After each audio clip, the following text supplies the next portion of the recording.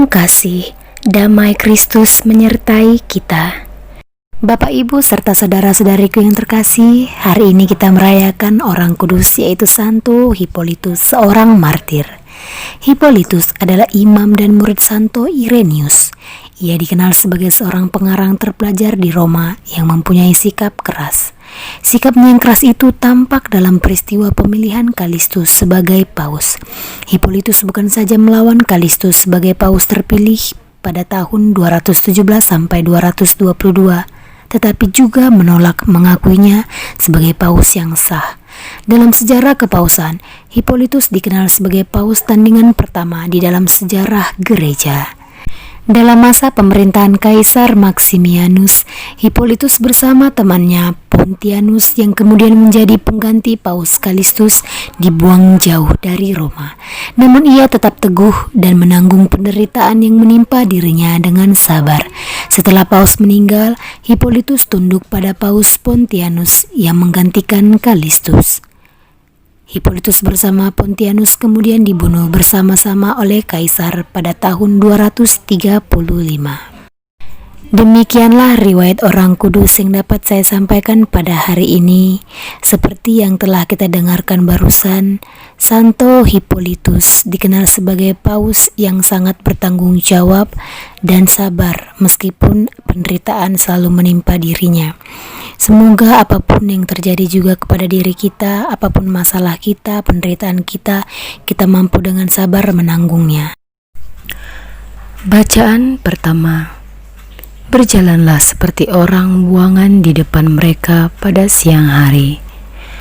Pembacaan dari nubuat Yehezkiel. Tuhan bersabda kepadaku, "Hai anak manusia, engkau tinggal di tengah-tengah kaum pemberontak. Mereka mempunyai mata tetapi tidak melihat. Mereka mempunyai telinga tetapi tidak mendengar, sebab mereka itu kaum pemberontak. Maka engkau anak manusia, siapkanlah bagimu barang-barang seperti seorang buangan, dan berjalanlah seperti seorang buangan di hadapan mereka pada siang hari. Berangkatlah dari tempatmu sekarang ini ke tempat yang lain seperti seorang buangan di depan mata mereka. Barangkali mereka akan insaf bahwa mereka adalah kaum pemberontak. Bawalah barang-barangmu itu keluar seperti barang-barang seorang buangan pada siang hari di depan mata mereka, dan engkau sendiri harus keluar pada malam hari di depan mata mereka, seperti seorang yang harus keluar dan pergi ke pembuangan. Di depan mata mereka buatlah sebuah lubang dan keluarlah dari situ. Di depan mata mereka taruhlah barang-barangmu di atas bahumu dan bawalah itu keluar pada malam gelap. Engkau harus menutupi mukamu sehingga engkau tidak melihat tanah, sebab aku membuat engkau menjadi lambang bagi kaum Israel." Lalu kulakukan seperti diperintahkan kepadaku. Aku membawa pada siang hari barang-barang seperti perlengkapan seorang buangan, dan pada malam hari aku membuat lubang di tembok dengan tanganku. Pada malam gelap aku keluar, dan di hadapan mereka aku menaruh barang-barangku ke atas bahuku. Keesokan harinya turunlah sabda Tuhan kepadaku, "Hai anak manusia, bukankah kaum Israel, kaum pemberontak itu bertanya kepadamu, apakah yang kau lakukan ini? Katakanlah kepada mereka, beginilah sabda Tuhan Allah. Ucapan ilahi ini mengenai Raja di Yerusalem dan seluruh kaum Israel yang tinggal di sana. Katakanlah, aku menjadi lambang bagimu, seperti yang kulakukan ini, begitu akan berlaku bagi mereka. Sebagai orang buangan, mereka akan pergi ke pembuangan, dan raja mereka akan menaruh barang-barangnya ke atas bahunya pada malam gelap dan akan pergi keluar. Orang akan membuat sebuah lubang di tembok supaya baginya ada jalan keluar. Ia akan menutupi mukanya supaya ia tidak akan melihat tanah itu." Demikianlah sabda Tuhan. Syukur kepada Allah. Bacaan Injil. Aku berkata kepadamu, bukan hanya sampai 7 kali, melainkan sampai 70 kali 7 kali kalian harus mengampuni. Inilah Injil Yesus Kristus menurut Matius. Sekali peristiwa, datanglah Petrus kepada Yesus dan berkata, "Tuhan, sampai berapa kali aku harus mengampuni saudaraku jika ia berbuat dosa terhadap aku? Sampai 7 kalikah?" Yesus menjawab, "Bukan hanya sampai 7 kali, melainkan sampai 70 kali 7 kali. Sebab hal kerajaan surga itu seumpama seorang raja yang hendak mengadakan perhitungan dengan hamba-hambanya. Selain ia mulai mengadakan perhitungan, dihadapkanlah kepadanya seorang yang berhutang 10.000 talenta. Tetapi karena orang itu tidak mampu melunasi hutangnya, raja lalu memerintahkan supaya ia beserta anak istri dan segala miliknya dijual untuk membayar hutangnya. Maka bersujudlah hamba itu dan menyembah dia, katanya, 'Sabarlah dahulu, segala hutangku akan kulunasi.' Tergeraklah hati raja oleh belas kasihan akan hamba itu, sehingga hamba itu dibebaskannya dan utangnya pun dihapuskannya. Tetapi ketika hamba itu keluar, ia bertemu dengan seorang hamba lain yang berhutang 100 dinar kepadanya. Kawan itu segera ditangkap dan dicekik, dan katanya, 'Bayarlah hutangmu.' Maka sujudlah kawan itu dan minta kepadanya, 'Sabarlah dahulu, hutangku itu akan kulunasi.'